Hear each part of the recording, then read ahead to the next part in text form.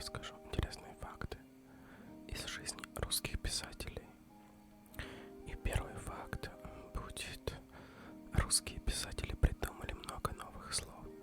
Вещество, градусник, Ломоносов, промышленность, Карамазин, Головя, Тяпство, Салтыков, Щедрин, Стушеваться, Достоевский, Пестарь, Северянин, Изнеможденный, Хлебников.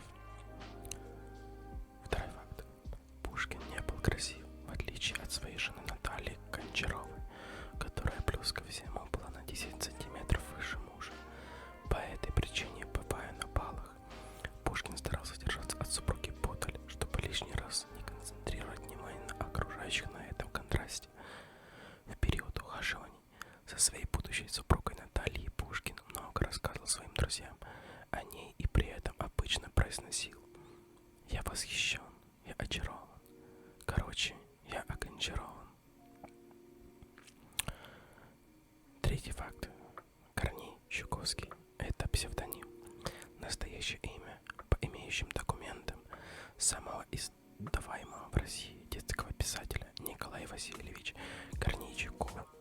Он родился в 1882 году в Одессе, вне брака.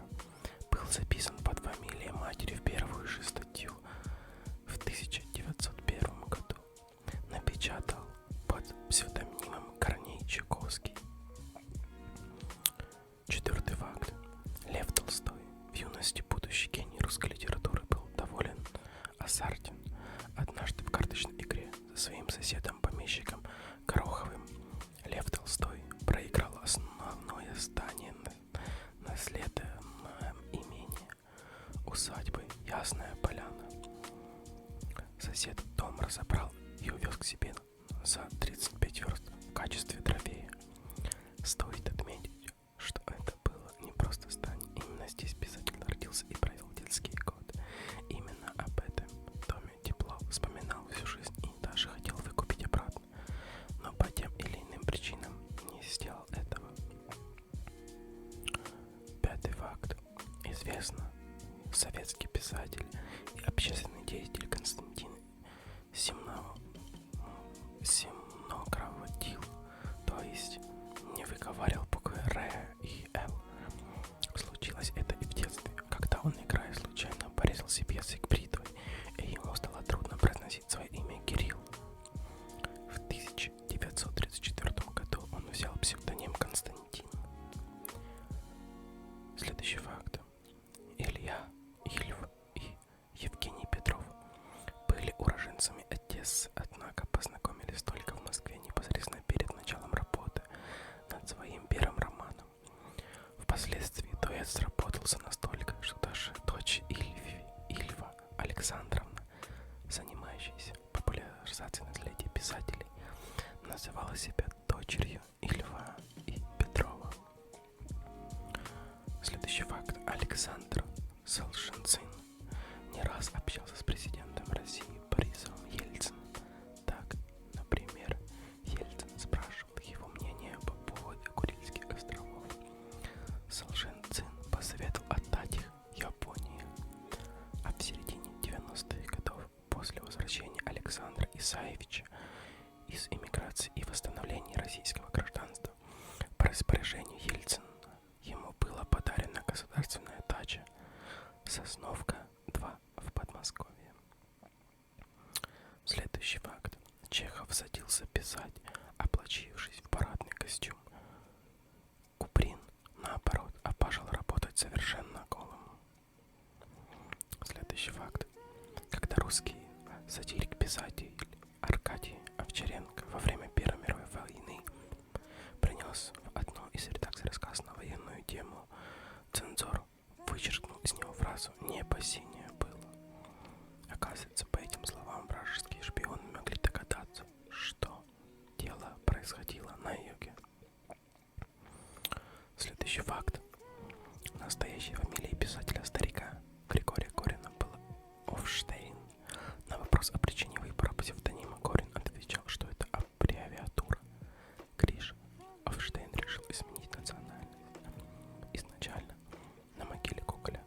монастырском кладбище лежал камень, прозванный Ковой из-за схожести с Иерусалимской горой.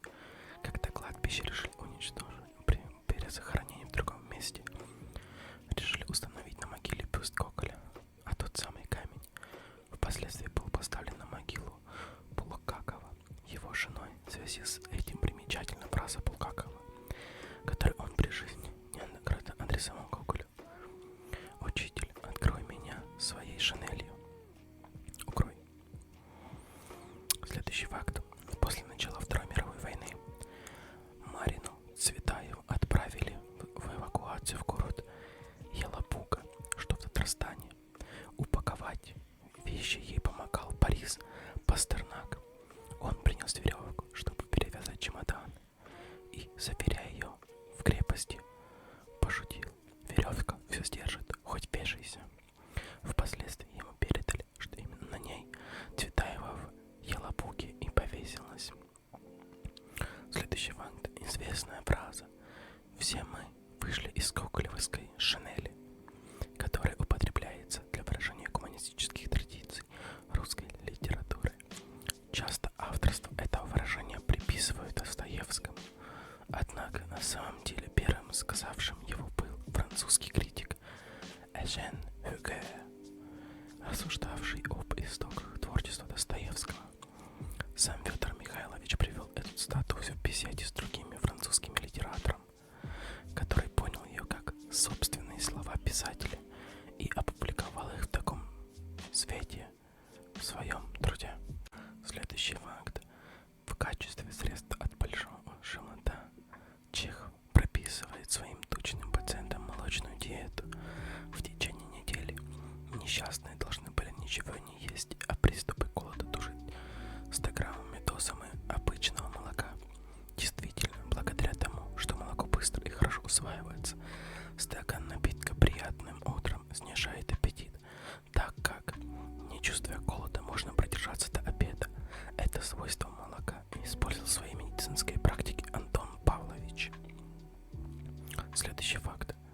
Достоевский широко использовал реальную топографию Петербурга в описании мест своего романа «Преступление и наказание».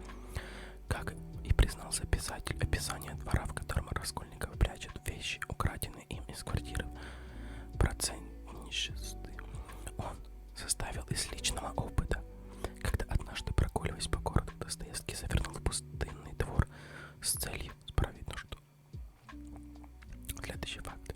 А знаете ли вы, что Пушкин получил в качестве приданного за свою жену Гончаровой бронзовую статую? Не самое удобное приданное, а ведь еще в середине 18 века Афанасий Абрамович Гончаров был одним из богатейших людей России. Выпускаемое на его полотняном заводе парусное полотно закупали для британского флота, а бумага считалась лучшей в России. В полотняный завод на пиры, охоты, спектакли съезжалось лучшее общество, а в 1775 году здесь побывала сама Екатерина. Следующий факт. В память об этом событии Гончаровой купили бронзовую статую императрицы, отлитую в Берлине. Заказ привезли уже при Павле, когда опасно было участвовать Екатерину, а потом уже не хватило денег на установку памятника. Афанасий Николаевич Гончаров, дед Натальи Николаевны, получивший наследство огромное здание, оставил внукам долги и расстроенное хозяйство. Он и придумал подарить внучке статую в приданое. Мытарство поэта с этой статуей отражены в его письмах. Пушкин называет ее «медной бабушкой» и пытается продать государственному монетному двору на переплавку лом цветных металлов. В конце статуя была продана на литейный завод Франца Барта. Видимо, уже после смерти поэта. Барт продал многострадальную статую екатериновскому дворянству, которая поставила памятник основательнице своего города на спорной площади Екатеринослава, ныне Днепропетровск. Но и попав наконец в город своего имени, медная бабушка продолжала путешествовать, сменив 3 постамента, а после фашистской оккупации и вовсе исчезла.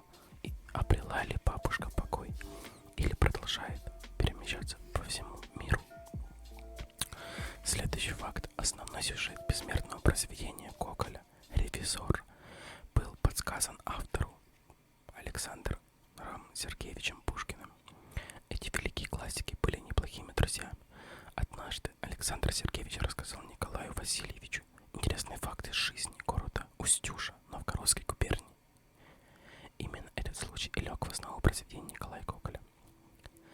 На протяжении всего времени написания «Ревизора» Гоголь часто писал Пушкину о своей работе, рассказывал, в какой стадии она находится, а также неоднократно сообщал о том, что хочет ее бросить. Однако Пушкин запрещал им это делать, поэтому «Ревизор» все же был дописан. Кстати говоря, Пушкин, присутствующий на первом прочтении пьесы, остался от нее в полном восторге. Следующий факт. Антон Павлович Чехов в переписке со своей женой Ольгой Леонардовой Книппер употреблял к ней помимо стандартных комплиментов и ласковых слов весьма необычный актрисулька, собака, змея и, почувствуйте лиричность момента, крокодил души моей. Следующий факт. Александр Грибоедов был не только поэтом, но и дипломатом. В 1829 году он погиб в Персии вместе со своей дипломатической миссией, а друг религиозных фанатиков во искупление вины персидская делегация прибыла в Петербург с богатыми дарами, среди которых был знаменитый алмаз Шах весом 88,7 карата. Другой целью визита посольства было смягчение контрибуции, наложенной на Персию по условиям Туркменчайского мирного договора. Император Николай I пошел навстречу персам и произнес: «Я предаю вечному забвению за полученное Дагерское происшествие». Следующий факт. Лев Толстой скептически относился к своим романам, в том числе к «Войне миру». В 1871 году он отправил Веду письмо: «Как я счастлив, что писать дребедени многословной вроде войны». Следующий факт. Дуэль, на которой Пушкин получил смертельное ранение, не была инициирована поэтом. Пушкин послал вызов Дантесу в ноябре 1836 года. Толчком к нему послужило распространение анонимных пасквилей, выставляющих его рогоносцем. Однако эту дуэль удалось отменить благодаря стараниям друзей поэта и предложению, сделанному Дантесом сестре Наталье Гончаровой. Но конфликт был исчерпан, распространение шуток про Пушкина и его семью продолжалось, и тогда поэт отправил приемному отцу Дантеса Хеккеру в феврале в 1837 году крайне оскорбительное письмо, зная, что это повлечет свой вызов уже от Дантеса. Так и случилось, и эта дуэль стала для Пушкина последней. К слову, Дантес был родственником Пушкина. На момент дуэли он был женат на родной сестре жены Пушкина, Екатерине Гончаровой. Следующий и последний факт. Гоголь испытывал страсть к рукоделию. Вязал на спицах шарфы, краил сестрам платья, ткал пояса, к лету шил себе шейные платки. Всем спасибо